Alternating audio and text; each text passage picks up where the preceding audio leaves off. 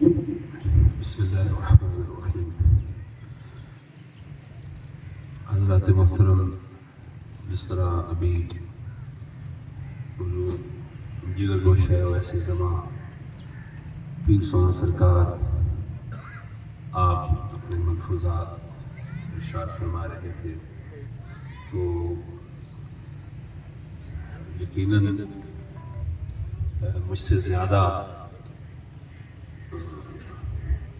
محترم صوفی عبدالستار صاحب نقشبندی مجددی نور اللہ برکتہ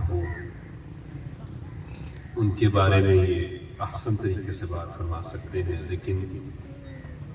تقریباً زندگی کے کوئی 17 سے 18 سال اگر 10 مہینے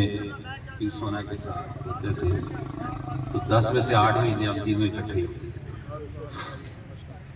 تو بہت ساری یادیں ہیں، بہت ساری باتیں ہیں۔ تقریر تو شاید آج نہ ہو سکے،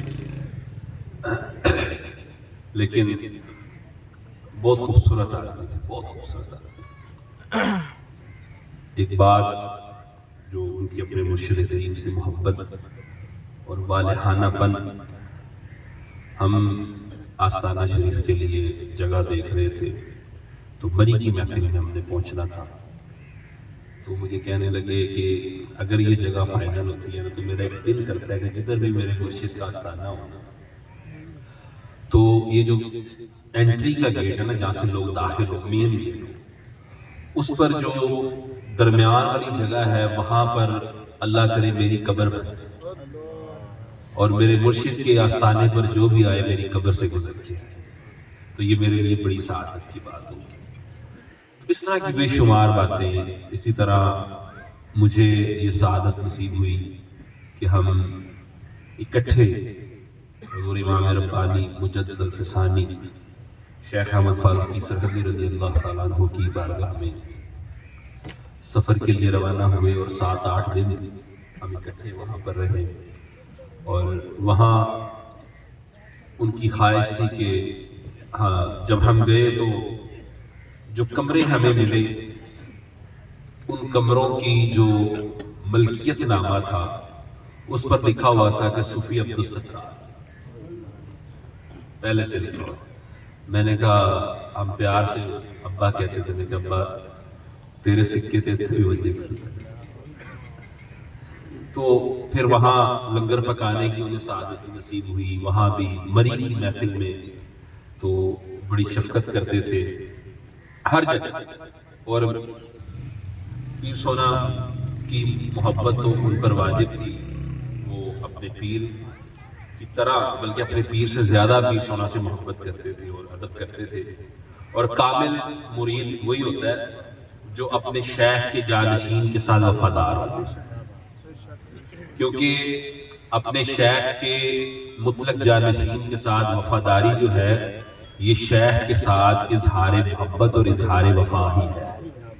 جو اس میں کمی کر جائے، کوتاہی کر جائے، تو وہ بندہ اس بات کو ذہن نشین کر لے کہ کل کو اپنے مرشد کے سامنے بھی پیش ہوگا تو وہ اس کی طرف نگاہ کرم نہیں فرمائیں گے۔ کیوں؟ کیونکہ جب آپ اپنے شیخ کے وارث کے ساتھ، جن کو انہوں نے خود منتخب کر کے بٹھایا ہو، جب آپ بے وفائی کرتے ہیں تو دراصل آپ ان کے انتخاب پر انگلی اٹھاتے ہیں، ان کے انتخاب پر انگلی اٹھاتے ہیں۔ تو انہوں نے ساری زندگی پیر سونا، ہم نے دیکھا کہ جوتیاں سیدھی کی، محبت، پھر سب سے بڑی بات کہ اپنی اولاد میں اس محبت کو منتقل کیا، اور یہ سب سے بڑے بڑے صوفی ہم نے دیکھے ہیں ہمارے سلسلے میں، بہت سارے دوست احباب سنگیوں سے اتنی محبت کرنے والے، وہ جب دنیا سے چلے گئے وہ گھر ختم ہو گئے، اتنی محبت کرنے والے کہ جن کا ایک لمحہ بھی اپنے مرشد کے بغیر نہیں گزرتا تھا، لیکن وہ گھر ختم ہو گئے۔ اس لحاظ سے صوفی صاحب خوش نصیب ہیں کہ انہوں نے اپنی ساری اولاد کو اپنے مرشد خانے کی محبت سکھائی، ساری اولاد کو اپنے مرشد خانے کی محبت سکھائی، اور پھر اولاد سے جو آگے اولاد ہے ان کو بھی یہ محبت منتقل کی۔ اللہ کریم اپنے محبوب کریم علیہ السلام کا صدقہ ان کے درجات عالیہ میں بلندیاں عطا فرمائے، اور انہوں نے جتنی بھی اپنے مرشد سے محبت کی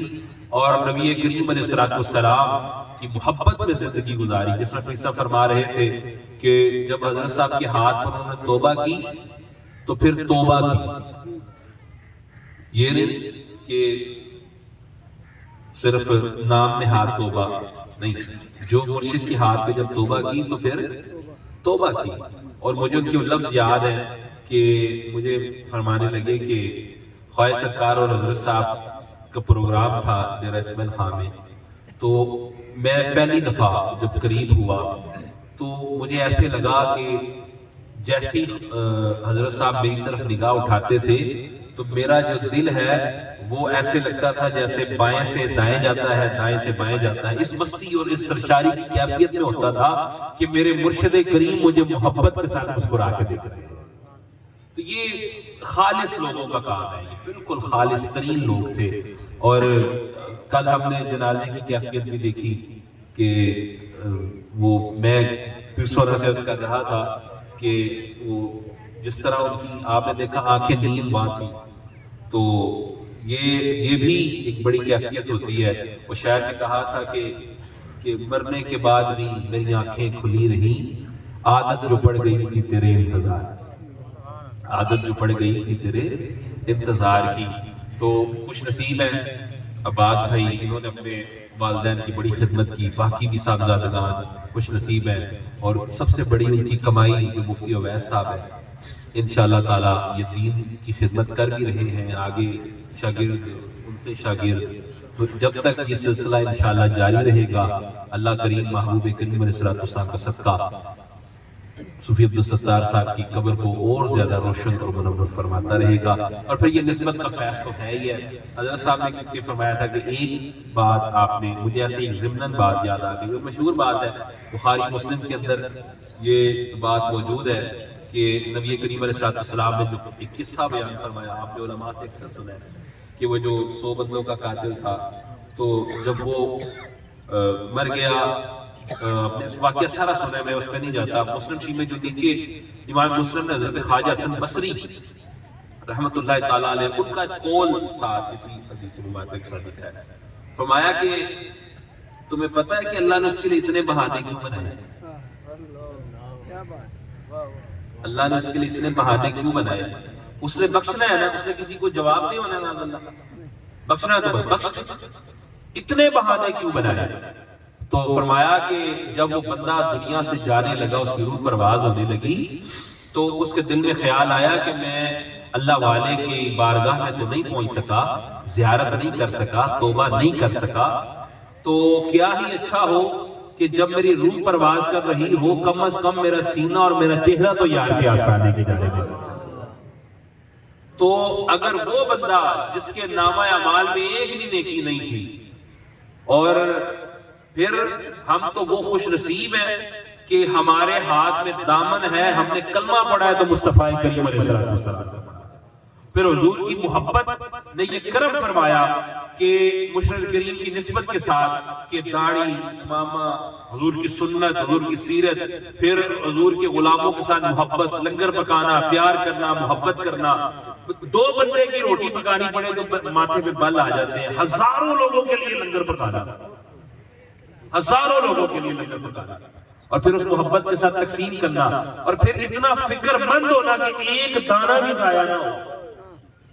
ایک ایک دانے کی فکر کرنی کہ یہ دانہ بھی ایک بھی ضائع نہیں ہونا چاہیے. تو یقیناً اگر بنی اسرائیل کا اتنا بڑا گناہگار اتنی سی نسبت کی وجہ سے بخشا جا سکتا ہے، تو الحمدللہ ثم الحمدللہ ہم تو وہ اعلیٰ ترین نسبت رکھنے والے ہیں کہ میرا اور آپ کا ہاتھ، صوفی عبدالستار صاحب کا ہاتھ، مرشد کریم کے ہاتھ کی نسبت سے بغیر منقطع ہوئے مصطفیٰ کریم علیہ السلام کی ہاتھ کے ساتھ ملا ہوا تھا. اور جس کا ہاتھ مصطفیٰ کے ہاتھ سے ملا، جس کا ہاتھ مصطفیٰ کے ہاتھ کے ساتھ ملا ہو، جو تیری پناہ میں آ گیا وہ بڑی پناہ میں، جو تیری پناہ میں آ گیا وہ.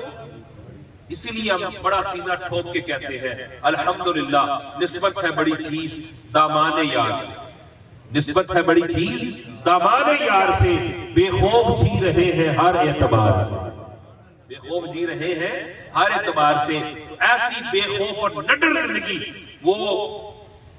ایسی زندگی نہیں گزاری کہ صرف اللہ کو کرنا جانتے تھے، نہیں، جب بھی محبوب کریم علیہ السلام کی محبت کی بات آتی، حضور کی ناموس کی عزت کی بات آتی، تو پھر بھی ان کا انداز جو تھا وہ صرف حجرے کے صوفیوں والا نہیں تھا، بلکہ میدان میں جیسے ایک مجاہد کھڑا ہوتا ہے اسی طرح، اور قطعی لفظوں کے ساتھ حضور کے گستاخوں کے لیے جو لفظ استعمال کرتے تھے، یقیناً یہ جو عمل ہے ان کے لیے باعث بخشش بھی ہے اور درجات کی بلندی کا باعث بھی ہے، کیونکہ جو محبوب کریم علیہ السلام کی عزت اور ناموس اور حرمت کے، ذرا ایمانداری سے بتائیے، جو شخص اپنے پیر کے لیے ہلکے لفظ نہ برداشت کرے، اپنے نبی کے لیے کیسے برداشت کرے؟ اس لیے الحمدللہ ثم الحمدللہ ہم نے جن بزرگوں کے ہاتھوں میں ہاتھ دیا ہے تو یہ ایسے نر تھے اور ایسے مرد تھے، اور انہوں نے پھر جس کا ہاتھ اپنے ہاتھوں میں لیا اس کو بھی مرد ہی بنایا۔ نعرہ تکبیر، نعرہ رسالت، نعرہ خلافت، نعرہ حیدری۔ تو یہ بات ذہن میں رکھیں، اس نسبت کا کوئی فائدہ نہیں جو مرد نہ بنا سکے۔ میری بات بہت سارے لوگوں کو سمجھ آ رہی ہو، جو مرد نہ بنا سکے اس نسبت کا کوئی فائدہ نہیں۔ آج یہ جتنا زوال آپ کو نظر آتا ہے یہ ہجڑوں کی وجہ سے نظر آتا ہے، مرد ہوتا ہی وہ ہے۔ ایمانداری سے بتائیں کہ پیر کے لیے تو آپ ہر حد سے گزر جائیں، اور مصطفیٰ کریم علیہ السلام کے نام پر آپ اپنی آنکھیں بند کر لیں، ہلکے لفظ برداشت کر لیں، نہیں، یہ مرد ہوتا ہی وہ ہے جس طرح پیر کی محبت ہے کیا؟ پیر کی محبت دراصل مصطفیٰ کریم علیہ السلام کی محبت ہی ہے، کیونکہ یہی وہ ہاتھ ہے جس نے ایک لمحے میں میرا اور آپ کا ہاتھ لے کر مصطفیٰ کریم کے ہاتھ میں پکڑا۔ ایمانداری سے آج لوگ کہتے ہیں ہمیں ملا کیا؟ میں مرید ہوا، مجھے کیا ملا؟ مجھے وہ عقل کی اندھے، اتنے گناہ جمع کیے، اتنا تم نے ساری زندگی میں گناہ جمع کیا، شیخ نے کتنا کرم فرمایا، ایک لمحے میں تیرا ہاتھ لے کر مصطفیٰ کریم کے ہاتھ کے ساتھ ملا دیا۔ تو جو نسبت مصطفیٰ کریم صلی اللہ علیہ وسلم کے ہاتھ تک ملا دے، بتائیے اللہ کا بندے پر اس سے بڑا کرم اور فضل اور احسان اور کیا ہو؟ الحمدللہ ثم الحمدللہ۔ ہم یہ بات سینہ ٹھوک کر فخر سے کہتے ہیں کہ آج جس مرد کلندر کے لیے ہم جمع ہوئے ہیں وہ مرد تھا، وہ مرد تھا، اور انشاءاللہ تعالی ان کی اولاد میں مفتی صاحب کو بھی اللہ تعالیٰ اپنے والد گرامی کے نقش قدم پہ رکھے، ان کی اولاد کو بھی اپنے والد گرامی کے نقش قدم پہ رکھے، اور بالخصوص